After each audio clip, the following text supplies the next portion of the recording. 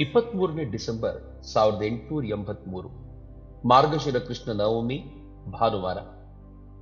ಪರಮಹಂಸರು ತಮ್ಮ ಕೊಠಡಿಯ ಆಗ್ನೇಯ ವರಾಂಡದಲ್ಲಿ ರಾಖಾಲ, ಲಾಟು, ಮಾಸ್ಟರ್, ಹರೀಶನೇ ಮೊದಲಾದ ಭಕ್ತರೊಡನೆ ಕುಳಿತಿದ್ದಾರೆ. ಘಂಟೆ ಈಗ ಬೆಳಗಿನ 9. ಮಾಸ್ಟರ್ ಗುರುಗ್ರಹದಲ್ಲಿ ವಾಸಿಸಲು ಆರಂಭಿಸಿ ಆಗಲೇ 9 ದಿನ ಆಗಿಬಿಟ್ಟಿದೆ. ಕೊನ್ನಗರಕ್ಕೆ ಹೋಗಿದ್ದ ಮನಮೋಹನ ಪ್ರಾತಃ ಕಾಲವೇ ಇಲ್ಲಿಗೆ ಬಂದಿದ್ದಾನೆ. ಆತ ಇಲ್ಲಿ ಸ್ವಲ್ಪ ಹೊತ್ತು ವಿಶ್ರಮಿಸಿಕೊಂಡು ಕಲ್ಕತ್ತಕ್ಕೆ ಹಿಂದಿರುಗುತ್ತಾನೆ. ಹಾಜರ ಪರಮಹಂಸರ ಹತ್ತಿರ ಕುಳಿತಿದ್ದಾನೆ. ಒಬ್ಬ ವೈಷ್ಣವ ಈಗ ಹಾಡುತ್ತಿದ್ದಾನೆ. ಆತ ಹಾಡಿದ ಹಾಡುಗಳಲ್ಲೊಂದರ ಮಾತೆತ್ತಿ ಪರಮಹಂಸರು ಹೇಳುತ್ತಿದ್ದಾರೆ, ಆ ಹಾಡು ನನಗೆ ಅಷ್ಟಾಗಿ ರುಚಿಸಲಿಲ್ಲ. ಹಿಂದಿನ ಕಾಲದ ಹಾಡುಗಳಲ್ಲಿ ಒಳ್ಳೆ ಸತ್ವವಿದೆ. ಒಮ್ಮೆ ನಾನು ಪಂಚವಟಿಯಲ್ಲಿ ತೋತಾಪುರಿಯ ಎದುರಿಗೆ ಹಾಡಿದೆ. ಕೈದುಗಳು ಕೈದುಗಳು ಮನೆಯ ಸುತ್ತಲೂ ಮೃತ್ಯು ನಿಂತು ರಣಭೇರಿಯನ್ನು ಹೊಡೆಯುತ್ತಿದೆ ಎಂಬ ಹಾಡನ್ನು ನಾನು ಮತ್ತೆ ಹಾಡಿದ್ದೇನೆ. ನಾನಾರ ದೂಷಿಸಲಿ, ನಾನೇ ತೋಡಿದ ಕೂಪದಾಳದಲ್ಲಿ ನಾನಾಗಿ ಮುಳುಗುತ್ತಿದ್ದೇನು ಎಂಬುದನ್ನು. ತೋತಾಪುರಿ ಮಹಾಜ್ಞಾನಿ. ಆ ಹಾಡು ಆತನಿಗೆ ಅರ್ಥವಾಗದೇ ಇದ್ದರೂ ಪ್ರೇಮಾಶ್ರು ಸುರಿಸಲಾರಂಭಿಸಿದ. ಭಗವತಿಯ ಸಂಬಂಧವಾದ ರಾಮಪ್ರಸಾದನ ಹಾಡುಗಳನ್ನು ನಾನು ಹಾಡಿದಾಗ ಪದ್ಮಲೋಚನನೂ ಪ್ರೇಮಾಶ್ರು ಸುರಿಸಲಾರಂಭಿಸಿದ. ಆತ ನಿಜವಾಗಿಯೂ ಒಳ್ಳೆ ದೊಡ್ಡ ಪಂಡಿತ. ಮಧ್ಯಾಹ್ನದ ಊಟವಾದ ನಂತರ ಪರಮಹಂಸರು ಸ್ವಲ್ಪ ವಿಶ್ರಮಿಸಿಕೊಳ್ಳುತ್ತಿದ್ದಾರೆ. ಮಾಸ್ಟರ್ ನೆಲದ ಮೇಲೆ ಕುಳಿತಿದ್ದಾನೆ. ನಹಬತ್ ಖಾನೆಯಿಂದ ಬರುತ್ತಿದ್ದ ಬಾಜನವನ್ನು ಕೇಳುತ್ತಾ ಕೇಳುತ್ತಾ ಪರಮಹಂಸರು ಬಹಳವಾಗಿ ಆನಂದವನ್ನು ಸೂಚಿಸುತ್ತಿದ್ದಾರೆ. ಈಗ ಮಾಸ್ಟರಿಗೆ ವಿವರಿಸಿ ಹೇಳುತ್ತಿದ್ದಾರೆ, ಬ್ರಹ್ಮನೇ ಜೀವ ಜಗತ್ತು ಎಲ್ಲವೂ ಆಗಿದ್ದಾನೆ ಎಂಬುದಾಗಿ. ಶ್ರೀರಾಮಕೃಷ್ಣರು ಯಾರೋ ಒಬ್ಬರು ಒಂದು ಊರಿನ ಸಂಬಂಧವಾಗಿ ಹೇಳಿದರು, ಅಲ್ಲಿ ಭಗವನ್ನಾಮದ ಶಬ್ದವನ್ನೇ ಕೇಳುವ ಹಾಗಿಲ್ಲ. ಆ ಮಾತುಗಳು ಆತನ ಬಾಯಿಂದ ಹೊರಡುವುದೇ ತಡ. ಭಗವಂತನೇ ಎಲ್ಲಾ ಜೀವಗಳಾಗಿರುವುದನ್ನು ಕಂಡೆ. ಅವು ಸಚ್ಚಿದಾನಂದದ ಸಾಗರದಲ್ಲಿ ಎದ್ದಿರುವ ಅಸಂಖ್ಯ ಗುಳ್ಳೆಗಳೋ ಅಥವಾ ಪ್ರತಿಬಿಂಬಗಳೋ ಏನೋ ಎಂಬಂತೆ ಕಂಡವು. ಕೆಲವು ವೇಳೆ ನನಗೆ ಕಾಣುತ್ತದೆ, ಜೀವಗಳು ಸಚ್ಚಿದಾನಂದನ ಅಸಂಖ್ಯ ಗುಳಿಗೆಗಳೋ ಏನೋ ಎಂಬಂತೆ. ಒಮ್ಮೆ ನಾನು ಕಾಮಾರುಪುಕರದಿಂದ ಬರದ್ವಾನಿಗೆ ಹೋಗುತ್ತಿದ್ದೆ. ಒಂದು ಜಾಗದಲ್ಲಿ ಹತ್ತಿರವೇ ಇದ್ದ ಒಂದು ಹುಲ್ಲುಗಾವಲಿಗೆ ಓಡಲಾರಂಭಿಸಿದೆ. ಜೀವಗಳು ಯಾವ ರೀತಿಯಾಗಿ ಅಲ್ಲಿ ತಿಂದು ಬದುಕಿಕೊಂಡಿವೆ ಎಂಬುದನ್ನು ನೋಡಲಿಕ್ಕಾಗಿ ಅಲ್ಲಿಗೆ ಹೋಗಿ ನೋಡುತ್ತೇನೆ. ಬಯಲಿನಲ್ಲೆಲ್ಲ ಇರುವೆಗಳು ಓಡಾಡುತ್ತಿವೆ. ಇಡೀ ಪ್ರದೇಶ ಚೈತನ್ಯಮಯವಾಗಿರುವಂತೆ ಕಂಡಿತು. ಹಾಜರ ಕೊಠಡಿಯನ್ನು ಪ್ರವೇಶಿಸಿ ನೆಲದ ಮೇಲೆ ಕುಳಿತುಕೊಂಡಿದ್ದಾನೆ. ಶ್ರೀರಾಮಕೃಷ್ಣರು, ಇನ್ನು ಕೆಲವು ವೇಳೆ ನನಗೆ ಕಾಣುತ್ತದೆ, ಜೀವಗಳು ವಿವಿಧ ವರಸೆ ದಳಗಳುಳ್ಳ ಹೂವುಗಳ ಹಾಗೆ. ಮತ್ತೆ ಕೆಲವು ವೇಳೆ ಕೆಲವು ದೊಡ್ಡ ಕೆಲವು ಚಿಕ್ಕ ಗುಳ್ಳೆಗಳೋ ಏನೋ ಎಂಬಂತೆ ಕಾಣುತ್ತವೆ. ಈ ರೀತಿಯಾಗಿ ಪರಮಹಂಸರು ತಮ್ಮ ದಿವ್ಯ ದರ್ಶನಗಳ ಸಂಬಂಧವಾಗಿ ವಿವರಿಸುತ್ತಾ ಇದ್ದ ಹಾಗೆ ಭಾವಾವಿಷ್ಟರಾಗಿ ಹೇಳುತ್ತಿದ್ದಾರೆ, ನಾನು ಆಗಿದ್ದೇನೆ, ನಾನು ಬಂದಿದ್ದೇನೆ ಹೀಗೆಂದು ಹೇಳಿದೊಡನೆಯೇ ಸಮಾಧಿಸ್ಥರಾಗಿ ಬಿಟ್ಟರು. ಅವರ ಅಂಗಾಂಗಗಳೆಲ್ಲ ಸ್ಥಿರವಾಗಿ ಬಿಟ್ಟವು. ಆ ಅವಸ್ಥೆಯಲ್ಲಿಯೇ ಅವರು ಬಹಳ ಹೊತ್ತು ಇದ್ದ ನಂತರ ಬಾಹ್ಯ ಪ್ರಜ್ಞೆ ಬರಲಾರಂಭಿಸಿತು. ಈಗ ಬಾಲಕನ ಹಾಗೆ ನಗುತ್ತ ನಗುತ್ತ ಕೊಠಡಿಯಲ್ಲಿ ಸುತ್ತಾಡುತ್ತಿದ್ದಾರೆ. ಅವರು ಏನೋ ಒಂದು ಅದ್ಭುತ ದರ್ಶನ ಮಾಡಿದುದನ್ನು ಅವರ ಕಣ್ಣುಗಳು ಹೊರಸೂಸುತ್ತಿವೆ. ಹಸನ್ಮುಖರಾಗಿ ಶೂನ್ಯ ದೃಷ್ಟಿಯುಳ್ಳವರಾಗಿದ್ದಾರೆ. ಕೊಠಡಿಯಲ್ಲಿ ಇನ್ನೂ ಸುತ್ತಾಡುತ್ತಲೇ ಹೇಳುತ್ತಿದ್ದಾರೆ, ನಾನು ಆ ಆಲದ ಮರದ ಕೆಳಗೆ ಇರುವ ಪರಮಹಂಸನನ್ನು ನೋಡಿದೆ. ಆತ ಈ ರೀತಿಯಾಗಿ ನಗುತ್ತ ಸುತ್ತಾಡುತ್ತಿದ್ದ. ನನಗೂ ಅದೇ ಅವಸ್ಥೆ ಬಂದು ಬಿಟ್ಟಿದೆ ಏನು. ಈಗ ಪರಮಹಂಸರು ತಮ್ಮ ಚಿಕ್ಕ ಮಂಚದ ಮೇಲೆ ಕುಳಿತುಕೊಂಡು ಭಗವತಿಯೊಡನೆ ಮಾತುಕತೆಯಾಡುತ್ತಿದ್ದಾರೆ. ಶ್ರೀರಾಮಕೃಷ್ಣರು, ಹೋಗು, ನನಗೆ ಅರಿತುಕೊಳ್ಳಲು ಇಚ್ಛೆ ಇಲ್ಲ. ತಾಯಿ, ನಿನ್ನ ಪಾದ ಪದ್ಮಗಳಲ್ಲಿ ಶುದ್ಧ ಭಕ್ತಿಯುಂಟಾಗುವಂತೆ ಆಗಲಿ. ಮಾಸ್ಟರ್ಗೆ, ಶೋಭೆ ಕಾಮನೆ ಹೋದವು ಎಂದರೆ ಈ ಅವಸ್ಥೆ. ಭಗವತಿಗೆ, ತಾಯೇ, ನನ್ನಿಂದ ಪೂಜಾ ಕಾರ್ಯವನ್ನು ತಪ್ಪಿಸಿಬಿಟ್ಟಿದ್ದೆಯೇ, ದಯವಿಟ್ಟು ನೋಡಿಕೋ ತಾಯೇ, ನನ್ನ ಎಲ್ಲ ಕಾಮನೆಗಳು ಬಿಟ್ಟು ಹೋಗದ ಹಾಗೆ. ಪರಮಹಂಸ ಕೇವಲ ಬಾಲಕ, ಬಾಲಕನಿಗೆ ತಾಯಿ ಬೇಡವೇ? ಅದಕ್ಕಾಗಿಯೇ ನೀನು ತಾಯಿ, ನಾನು ಮಗು. ತಾಯಿ ಇಲ್ಲದೆ ಮಗು ಹೇಗೆ ತಾನೇ ಇರಬಲ್ಲದು? ಪರಮಹಂಸರು ಭಗವತಿಯೊಡನೆ ಕಲ್ಲೂ ಕರಗಿ ಹೋಗಬೇಕು ಅಂಥ ಧ್ವನಿಯಿಂದ ಮಾತನಾಡುತ್ತಿದ್ದಾರೆ. ಮತ್ತೆ ಭಗವತಿಗೆ ಹೇಳುತ್ತಿದ್ದಾರೆ, ಕೇವಲ ಅದ್ವೈತ ಜ್ಞಾನವೇ? ಹ್ಯಾಕ್ತು ಎಲ್ಲಿಯವರೆಗೆ ನಾನು ಎಂಬುದನ್ನು ಇಟ್ಟಿದ್ದೀಯೋ ಅಲ್ಲಿಯವರೆಗೆ ನೀನು ಇದ್ದೇ ಇದ್ದೀಯ. ಪರಮಹಂಸ ಬಾಲಕ, ಬಾಲಕನಿಗೆ ತಾಯಿ ಬೇಡವೇ? ಮಾಸ್ಟರ್ ಆಶ್ಚರ್ಯಚಕಿತನಾಗಿ ಪರಮಹಂಸರ ಈ ದೇವ ದುರ್ಲಭ ಅವಸ್ಥೆಯನ್ನು ನೋಡುತ್ತಿದ್ದಾನೆ. ಆತ ತನಗೆ ತಾನೇ ಹೇಳಿಕೊಳ್ಳುತ್ತಿದ್ದಾನೆ. ಪರಮಹಂಸರು ಆ ಹೇತುಕ ಕೃಪಾಸಿಂಧು. ಭಗವಂತನಲ್ಲಿ ಭಕ್ತರಿಗೆ ಶ್ರದ್ಧೆಯುಂಟಾಗುವಂತೆ ಮಾಡಲು, ಆತ್ಮಜಾಗೃತಿಯುಂಟು ಮಾಡಲು ಜೀವ ಶಿಕ್ಷಣಕ್ಕಾಗಿ ಗುರು ರೂಪರಾದ ಶ್ರೀರಾಮಕೃಷ್ಣರಿಗೆ ಈ ಪರಮಹಂಸಾವಸ್ಥೆ. ಮಾಸ್ಟರ್ ಮತ್ತೆ ವಿನೀತನಾಗಿ ಭಾವಿಸುತ್ತಿದ್ದಾನೆ. ಪರಮಹಂಸರು ಹೇಳುತ್ತಿದ್ದಾರೆ, ಅದ್ವೈತ ನಿತ್ಯಾನಂದ ಚೈತನ್ಯ ಎಂದು. ಆದರೆ ಅದ್ವೈತ ಜ್ಞಾನ ಉಂಟಾಯಿತು ಎಂದರೆ ಆತ್ಮಜಾಗೃತಿಯುಂಟಾಗುತ್ತದೆ, ಆನಂತರವೇ ನಿತ್ಯಾನಂದ ದೊರೆಯುತ್ತದೆ. ಪರಮಹಂಸರು ಅದ್ವೈತ ಜ್ಞಾನವನ್ನು ಪಡೆದುಕೊಂಡಿರುವುದಷ್ಟೇ ಅಲ್ಲ, ನಿತ್ಯಾನಂದಾವಸ್ಥೆಯಲ್ಲೂ ಇದ್ದಾರೆ. ಜಗನ್ಮಾತೆಯ ಪ್ರೇಮಾನಂದದಿಂದ ಯಾವಾಗ ನೋಡಿದರೂ ತುಂಬಿ ತುಳುಕಾಡುತ್ತಾರೆ, ಪ್ರೇಮೋನ್ಮತ್ತರಾಗಿದ್ದಾರೆ. ಹಾಜರ ಪರಮಹಂಸರ ಈ ಅವಸ್ಥೆಯನ್ನು ನೋಡಿ ಕೈ ಮುಗಿದು ಆಗಾಗ ಹೇಳುತ್ತಿದ್ದಾನೆ, ಧನ್ಯ ಧನ್ಯ. ಶ್ರೀರಾಮಕೃಷ್ಣರು ಹಾಜರಾನಿಗೆ, ನಿನ್ನಲ್ಲಿ ಶ್ರದ್ಧೆ ಎಂಬುದೇ ಇಲ್ಲ, ಆದರೆ ನೀನು ಇಲ್ಲಿ ಇದ್ದೀಯೇ ಜಟಿಲೆ ಕುಟೀಲೆಯರ ಹಾಗೆ, ಲೀಲೆಗೆ ಕಡೆ ಕೊಡಲೋ ಸುಗ. ಅಪರಾಹ್ನದಲ್ಲಿ ಮಾಸ್ಟರ್ ಏಕಾಕಿಯಾಗಿ ಉದ್ಯಾನವನದಲ್ಲಿ ತಿರುಗಾಡುತ್ತಿದ್ದಾನೆ. ಪರಮಹಂಸರ ಈ ಅದ್ಭುತ ಅವಸ್ಥೆಯ ಸಂಬಂಧವಾಗಿ ಭಾವಿಸುತ್ತಾ ತನಗೆ ತಾನೇ ಹೇಳಿಕೊಳ್ಳುತ್ತಿದ್ದಾನೆ, ಶೋಭೆ ಕಾಮನೆ ಹೋದರೆ ಈ ಅವಸ್ಥೆ ಎಂದು ಪರಮಹಂಸರು ಏಕೆ ಹೇಳಿದರು? ಈ ಗುರು ರೂಪದ ರಾಮಕೃಷ್ಣರು ಯಾರು? ಸಾಕ್ಷಾತ್ ಭಗವಂತನೇ ನಮಗಾಗಿ ಇವರ ರೂಪದಲ್ಲಿ ದೇಹಧಾರಣೆ ಮಾಡಿಕೊಂಡು ಬಂದಿದ್ದಾನೇನು? ಪರಮಹಂಸರೇ ಹೇಳುತ್ತಾರೆ, ಈಶ್ವರ ಕೋಟಿ ಅವತಾರಗಳನ್ನು ಬಿಟ್ಟು ಬೇರೆ ಯಾರಾದರೂ ಜಡ ಸಮಾಧಿ, ನಿರ್ವಿಕಲ್ಪ ಸಮಾಧಿಯಿಂದ ಹಿಂದಿರುಗಿ ಬರಲಾಗುವುದಿಲ್ಲ ಅಂತ. 24 ಡಿಸೆಂಬರ್ 1883, ಮಾರ್ಗಶಿರ ಕೃಷ್ಣ ದಶಮಿ, ಸೋಮವಾರ. ಗಂಟೆ ಬೆಳಗಿನ 8. ಪರಮಹಂಸರು ಮಾಸ್ಟರೊಡನೆ ಸರ್ವೆ ಮರಗಳ ತೋಪಿನಲ್ಲಿ ಮಾತನಾಡುತ್ತಿದ್ದಾರೆ. ಈ ದಿನ ಮಾಸ್ಟರನ ಗುರುಗ್ರಹವಾಸದ 11ನೆಯ ದಿನ. ಚಳಿಗಾಲ, ಸೂರ್ಯೋದಯ ಈಗ ತಾನೇ ಆಗುತ್ತಿದೆ. ಗಂಗೆಯಲ್ಲಿ ಉಬ್ಬರ ಬಂದು ಆಕೆ ಉತ್ತರ ವಾಹಿನಿಯಾಗಿ ಹರಿಯುತ್ತಿದ್ದಾಳೆ. ಪರಮಹಂಸರ ಸಾಧನೆಯ ಸ್ಥಾನವಾದ ಈ ಬಿಲ್ವ ಮರ ಅನತಿ ದೂರದಲ್ಲಿ ಕಾಣಿಸಿಕೊಳ್ಳುತ್ತಿದೆ.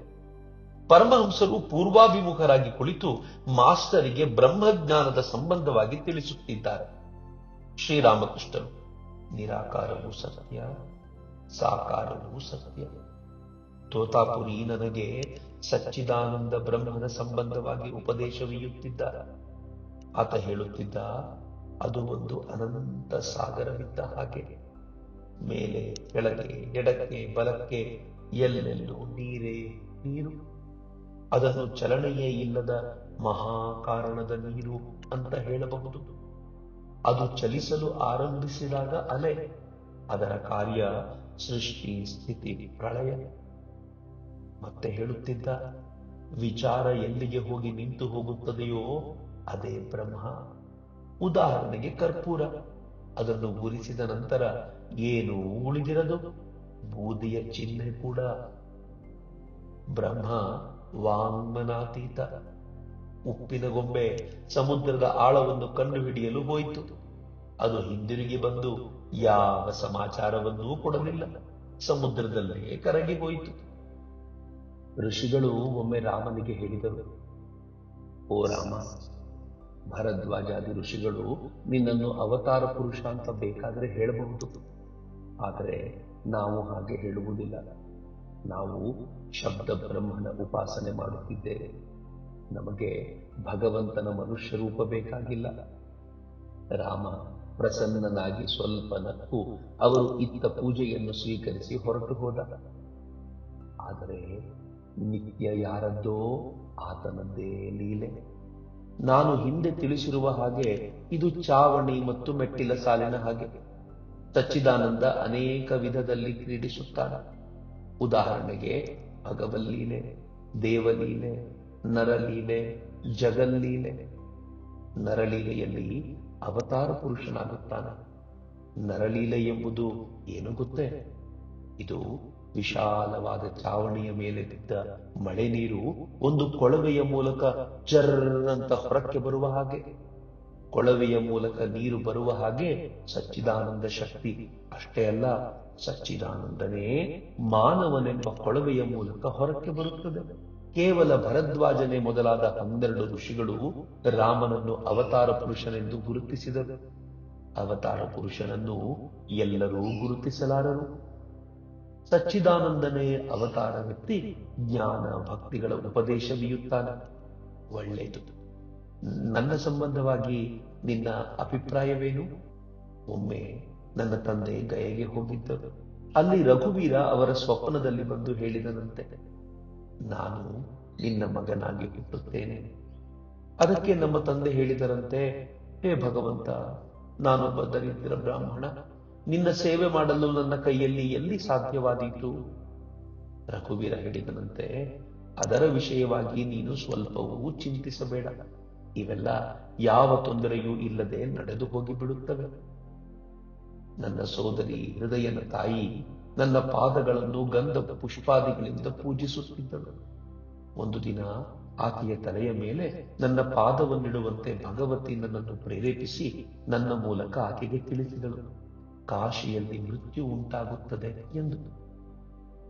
ಒಮ್ಮೆ ಮಥುರ ಬಾಬು ನನಗೆ ಹೇಳಿದ, ನಿಮ್ಮ ಆಂತರ್ಯದಲ್ಲಿ ಭಗವಂತನಲ್ಲದೆ ಇನ್ನು ಬೇರೆ ಏನೂ ಇಲ್ಲ. ನಿಮ್ಮ ಶರೀರ ಒಂದು ಖಾಲಿ ಬುರುಡ ಇದ್ದ ಹಾಗೆ.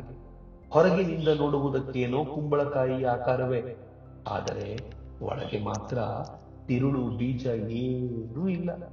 ಯಾರೋ ಮುಸುಕು ಹಾಕಿಕೊಂಡು ತಿರುಗಾಡುತ್ತಿರುವ ಹಾಗೆ ಒಮ್ಮೆ ನೀವು ನನ್ನ ಕಣ್ಣಿಗೆ ಬಿದ್ದೀರಿ. ಮಾಸ್ತರಿಗೆ ಭಗವತಿ ಮೊದಲೇ ನನಗೆ ಎಲ್ಲವನ್ನೂ ತೋರಿಸಿಕೊಟ್ಟು ಬಿಟ್ಟಿದ್ದಾಳೆ. ಒಮ್ಮೆ ನಾನು ಗೌರಾಂಗನ ಸಂಕೀರ್ತನ ಪಾರ್ಟಿಯನ್ನು ಪಂಚವಟಿಯಲ್ಲಿ ನೋಡಿದೆ. ಅದರಲ್ಲಿ ಬಲರಾಮ ಇದ್ದ ಹಾಗೆ ಇತ್ತು, ನೀನೂ ಇದ್ದ ಹಾಗೆ ಇತ್ತು. ಗೌರಾಂಗನ ಭಾವವನ್ನು ಅರಿಯಲು ಒಮ್ಮೆ ಇಚ್ಛೆಯಾಯಿತು. ಭಗವತಿ ಅದನ್ನು ನಮ್ಮ ಊರಿನ ಹತ್ತಿರವಿರುವ ಶ್ಯಾಮ್ ಬಜಾರಿನಲ್ಲಿ ನನಗೆ ತೋರಿಸಿದಳು. ನನ್ನ ಸುತ್ತಲೂ ಒಂದು ದೊಡ್ಡ ಗುಂಪು ನಡೆಯಿತು. ಮರಗಳ ಮೇಲೆಲ್ಲ, ಗೋಡೆಗಳ ಮೇಲೆಲ್ಲ ಜನ ಕಿಕ್ಕಿರಿದು ನಿಲ್ಲಲಾರಂಭಿಸಿದರು. ಹಗಲು ഇരുಳು ನನ್ನೊಡನೆಯೇ ಇರಲಾರಂಭಿಸಿದನು. 7 ದಿನಗಳವರೆಗೆ ದೇಹಬಾಧೆ ತೀರಿಸಿಕೊಳ್ಳಲು ನನಗೆ ಸಮಯ ದೊರಕಲಿಲ್ಲ. ಆಗ ಭಗವತಿಗೆ ಹೇಳಿದೆ, ತಾಯೇ, ಸಾಕು ಇನ್ನು. ಅದಕ್ಕಾಗಿಯೇ ಈಗ ನಾನು ಶಾಂತನಾಗಿರುವುದು. ನಾನು ಇನ್ನೊಮ್ಮೆ ಧರೆಗೆ ಬರಬೇಕಾಗಿದೆ. ಅದಕ್ಕಾಗಿಯೇ ನಾನು ನನ್ನ ಜೊತೆಯಲ್ಲಿರುವವರಿಗೆ ಎಲ್ಲಾ ಜ್ಞಾನವನ್ನು ತಿಳಿಸಿಕೊಟ್ಟು ಬಿಡುತ್ತಿಲ್ಲ. ಒಂದು ಪಕ್ಷ ನಾನು ಎಲ್ಲಾ ಜ್ಞಾನವನ್ನು ತಿಳಿಸಿಕೊಟ್ಟು ಬಿಟ್ಟೆ ಅಂತ ಇಟ್ಟುಕೋ, ಬಳಿಕ ನೀವಾಗೆ ನನ್ನ ಹತ್ತಿರ ಬರುವಿರೇನು? ನೀವು ಚೈತನ್ಯ ಭಾಗವತವನ್ನು ಓದಿ ಹೇಳಿದ ರೀತಿಯನ್ನು ನೋಡಿ ನಾನು ಯಾರು ಎಂಬುದನ್ನು ಅರಿತಿದ್ದೇನೆ. ನೀನು ನನಗೆ ಸೇರಿದವ. ಒಂದೇ ಸತ್ವ ತಂದೆ ಮಗು ಆಗಿರುವ ಹಾಗೆ ಇಲ್ಲಿಗೆ ಎಲ್ಲರೂ ಬರುತ್ತಿದ್ದಾರೆ. ನೀರು ಹಮ್ಮಿನ ಒಂದು ಭಾಗ ಹಿಡಿದು ಎಳೆದರೆ ಅದರ ಬಳ್ಳಿಗಳೆಲ್ಲ ಜೊತೆಯಲ್ಲಿ ಬಂದು ಬಿಡುತ್ತವೆ. ನೀವೆಲ್ಲರೂ ಬಂಧು ಬಾಂಧವರಿದ್ದ ಹಾಗೆ, ಅಷ್ಟೇಕೆ ಸೋದರರಿದ್ದ ಹಾಗೆ. ಪುರಿಗೆ ರಾಖಾಲ, ಹರೀಶ ಮೊದಲಾದವರು ಹೋಗಿದ್ದಾರೆ. ನೀನು ಅಲ್ಲಿಗೆ ಹೋಗಿದ್ದೀಯೆ ಅಂತ ಇಟ್ಟುಕೋ. ನೀನು ಅಲ್ಲಿ ಏನು ಪ್ರತ್ಯೇಕವಾಗಿರಲು ಹೋಗುವೆಯಪ್ಪ? ಇಲ್ಲಿಗೆ ಬರುವ ಮುಂಚೆ ನೀನು ಯಾರು ಎಂಬುದು ನಿನಗೆ ಗೊತ್ತಿರಲಿಲ್ಲ. ಇನ್ನೂ ನಿನಗೆ ಗೊತ್ತಾಗುತ್ತದೆ. ಭಗವಂತ ಗುರುವಿನ ರೂಪದಲ್ಲಿ ಬಂದು ನಿನಗೆ ತಿಳಿಸಿಬಿಡುತ್ತಾನೆ. ತೋತಾಪುರಿ ಒಂದು ಹುಲಿ ಮತ್ತು ಒಂದು ಆಡಿನ ಮಂದೆಯ ಕಥೆಯನ್ನು ಒಮ್ಮೆ ನನಗೆ ಹೇಳಿದ. ಒಂದು ಹೆಣ್ಣು ಹುಲಿ ಒಮ್ಮೆ ಒಂದು ಆಡಿನ ಮಂದೆಯ ಮೇಲೆ ಬಿತ್ತು. ಒಬ್ಬ ಬೇಡ ದೂರದಿಂದಲೇ ಅದನ್ನು ಕಂಡು ಆ ಹೆಣ್ಣು ಹುಲಿಯನ್ನು ಕೊಂದು ಹಾಕಿದ. ಅದರ ಹೊಟ್ಟೆಯಲ್ಲಿ ಮರಿಯಿತ್ತು. ಅದು ಸಾಯುವಾಗ ಮರಿ ಪ್ರಸವವಾಗಿ ಹೋಯಿತು. ಆ ಮರಿ ಆಡುಗಳೊಡನೆ ಬೆಳೆಯಲಾರಂಭಿಸಿತು. ಮೊದಲು ಆಡುಗಳು ಅದಕ್ಕೆ ತಮ್ಮ ಮೊಲೆಯನ್ನು ಕೊಟ್ಟವು. ಸ್ವಲ್ಪ ಬೆಳೆದ ಮೇಲೆ ಅದು ಹುಲ್ಲು ತಿನ್ನಲಾರಂಭಿಸಿತು. ಅದು ಅಲ್ಲದೆ ಆಡುಗಳ ಹಾಗೆ ಬ್ಯಾ ಬ್ಯಾ ಅಂತ ಅರಚಲಾರಂಭಿಸಿತು. ಕ್ರಮೇಣ ಆ ಮರಿ ದೊಡ್ಡ ಹುಲಿಯಾಗಿ ಬೆಳೆಯಿತು. ಆದರೂ ಅದು ಇನ್ನೂ ಹುಲ್ಲು ತಿನ್ನುತ್ತಾ ಬ್ಯಾ ಬ್ಯಾ ಅಂತ ಅರಚುತ್ತಲೇ ಇತ್ತು. ಬೇರೆ ಯಾವುದಾದ್ರೂ ಮೃಗ ಮಂದೆಯ ಮೇಲೆ ಬಿದ್ದರೆ ಅದು ಆಡುಗಳ ಹಾಗೆ ಓಡಿ ಹೋಗಿ ತಪ್ಪಿಸಿಕೊಳ್ಳುತ್ತಿತ್ತು. ಒಂದು ದಿನ ಒಂದು ಭಯಂಕರ ಹುಲಿ ಆ ಮಂದೆಯ ಮೇಲೆ ಬಿತ್ತು. ಅದಕ್ಕೆ ಆಡುಗಳ ಮಧ್ಯೆ ಒಂದು ಹುಲಿ ಹುಲ್ಲು ಮೇಯುತ್ತಿರುವುದನ್ನು ಮತ್ತು ಅವುಗಳ ಹಾಗೆ ಅದು ಓಡಿ ಹೋಗಿ ತಪ್ಪಿಸಿಕೊಳ್ಳಲು ಪ್ರಯತ್ನ ಪಡುತ್ತಿರುವುದನ್ನು ನೋಡಿ ಅತ್ಯಾಶ್ಚರ್ಯವಾಯಿತು. ಆಗ ಅದು ಆಡುಗಳ ಗೋಜಿಗೆ ಹೋಗದೆ ಆ ಹುಲ್ಲು ತಿನ್ನುತ್ತಿದ್ದ ಹುಲಿಯನ್ನು ಹಿಡಿಯಿತು. ಅದು ಬ್ಯಾಂಗ್ ಬ್ಯಾಂಗ್ ಅಂತ ಅರಚುತ್ತಾ ತಪ್ಪಿಸಿಕೊಳ್ಳಲು ಪ್ರಯತ್ನ ಮಾಡಲಾರಂಭಿಸಿತು.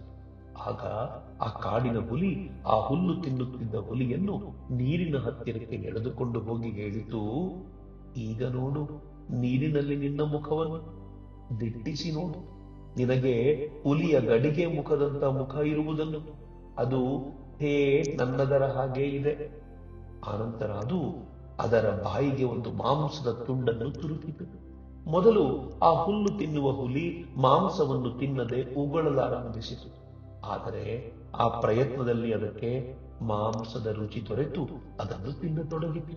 ಕೊನೆಯಲ್ಲಿ ಆ ಕಾಡಿನ ಹುಲಿ ಆ ಹುಲ್ಲು ತಿನ್ನುತ್ತಿದ್ದ ಹುಲಿಗೆ ಹೇಳಿತು, ಇದು ಹುಲಿಯ ಜಾತಿಗೆ ಎಷ್ಟು ಅಪಮಾನಕರ. ನೀನು ಆಡುಗಳೊಡನೆ ಇದ್ದುಕೊಂಡು ಅವುಗಳ ಹಾಗೆ ಹುಲ್ಲು ಮೇಯುತ್ತಿದ್ದೆಯಲ್ಲ. ಆಗ ಆ ಹುಲ್ಲು ತಿನ್ನುತ್ತಿದ್ದ ಹುಲಿಗೆ ಬಹಳ ನಾಚಿಕೆಯಾಗಿ ಬಿಟ್ಟಿತು.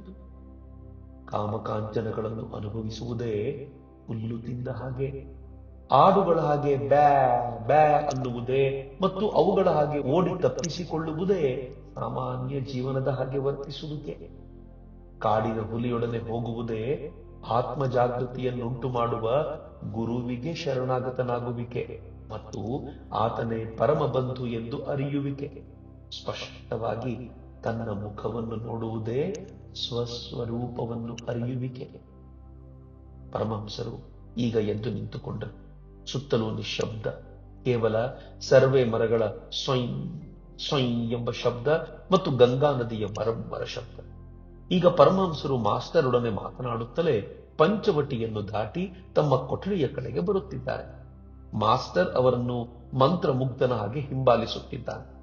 ಅವರು ಪಂಚವಟಿಗೆ ಬಂದಾಗ ಆಲದ ಮರದ ಕೊಂಬೆ ಮುರಿದು ಬಿದ್ದಿರುವ ಜಾಗದಲ್ಲಿ ಪೂರ್ವಾಭಿಮುಖವಾಗಿ ನಿಂತು ಆ ಕಟ್ಟೆಯನ್ನು ಹಣೆಯಿಂದ ಮುಟ್ಟಿ ಪ್ರಣಾಮ ಮಾಡಿದರು. ಆ ಜಾಗವೇ ಅವರು ಸಾಧನೆ ಮಾಡಿದ ಸ್ಥಳ. ಆ ಸ್ಥಳದಲ್ಲಿ ಅವರು ಎಷ್ಟೊಂದು ವ್ಯಾಕುಲತೆಯಿಂದ ಅತ್ತಿದ್ದಾರೆ. ಎಷ್ಟೊಂದು ಭಗವದ್ ದರ್ಶನಗಳಾಗಿವೆ ಅವರಿಗೆ.